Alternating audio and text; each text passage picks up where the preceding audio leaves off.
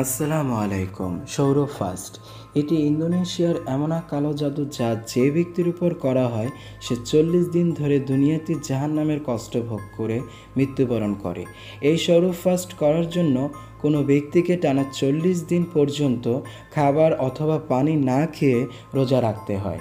এর ধরুন সে শুধুমাত্র একটা নির্দিষ্ট কবর থেকে রাতের অন্ধকারে মাটি খেতে পারবে, যার ফলে ওই কবরে থাকা ব্যক্তির কারেন্ট জিন রোজা রাখা ব্যক্তির সাথে প্রতিজ্ঞাবদ্ধ হবে এবং সে যার ক্ষতি চায় তাকে এইভাবে যন্ত্রণা দিয়ে দিয়ে মেরে ফেলবে।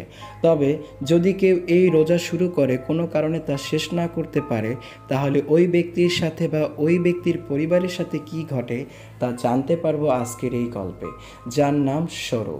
তাই চলুন আর একটু দেরি না করে এই ইন্টারেস্টিং গল্পের কাহিনী জানা যাক। গল্পের শুরুতে আমরা 2006 সালে ইন্দোনেশিয়ার এক গ্রামের দৃশ্য দেখতে পাই, যেখানে একজন ডেলিভারি ম্যান একটা পার্সেল ডেলিভারি করতে গিয়েছিল একটা বাড়িতে।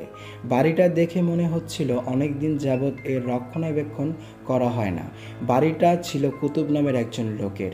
এই ডেলিভারি ম্যান আগে থেকেই কুতুবকে চিনত, তাই সে তাকে নাম ধরে ডাকতে থাকে। তবে ভেতরে উকি দিয়ে এসে দেখতে পায় ভেতরে যেন কেউই নেই।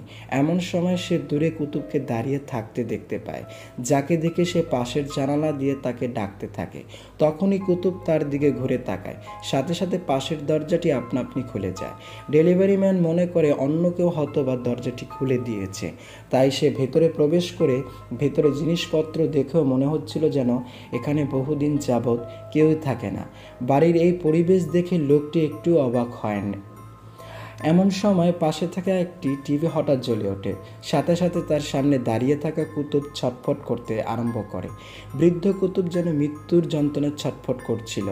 এমন সময় আচমকা তার মুখ থেকে কালো মাটি বের হতে শুরু করে, এ যেন কবরের মাটি। লোকটি এটা দেখে হতবাক হয়ে গিয়েছিল।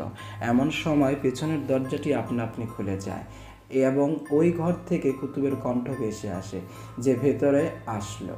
যা শুনে লোকটি আবারও সামনে তাকাতে দেখতেই পায় সামনে যেখানে সে এতক্ষণ যাবৎ কুতুবকে দেখছিল সেখানে কেউই নেই। এমন সময় ওই ঘর থেকে মিউজিক বেজে ওঠে, যা শুনে ডেলিভারি ম্যান একটু সাহস করে সেই ঘরের দিকে গিয়ে যায়।